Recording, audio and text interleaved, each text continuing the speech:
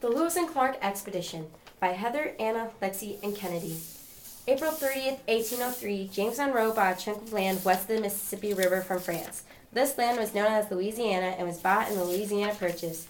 The land was sold for $15 million and doubled the size of the United States.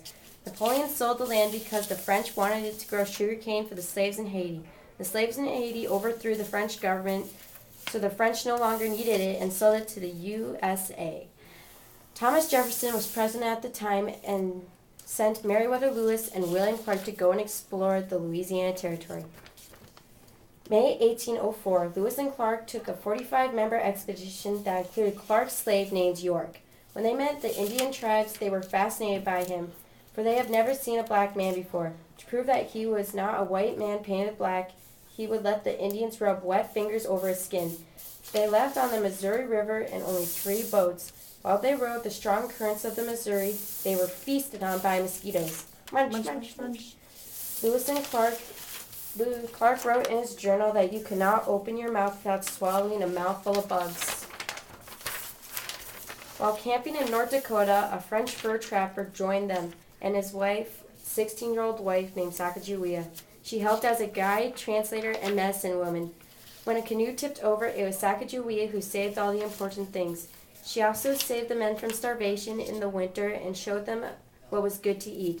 As a girl, she was kidnapped during the war and taken from her people by the Hasta. Lewis and Clark hoped she would translate for them when they reached the Shoshone homeland.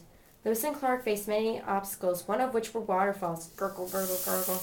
They reached the top of the waterfall. They had to use their canoes and hike. While they did this, they had to look out for the thorns of the prickly pear cactus and grizzly bears. Before Lewis and Clark went through the mountains and hit the Shoshone territory, they met Sacagawea's brother, chief of the tribe, who gave them horses. December 3rd, 1805, the explorers reached the final destination of the Pacific Ocean. Along the way, they made many new discoveries, some of which were prairie dogs, wolves, bighorn sheep. Overall, Lewis and Clark discovered 179 plants, 122 new species, and 44 Indian tribes. It was a 2-year and 4-month expedition. Lewis and Clark made a map of the territory. At first, it was a blank canvas, but Lewis and Clark turned it into a masterpiece. The end. Our sources were History Alive textbook.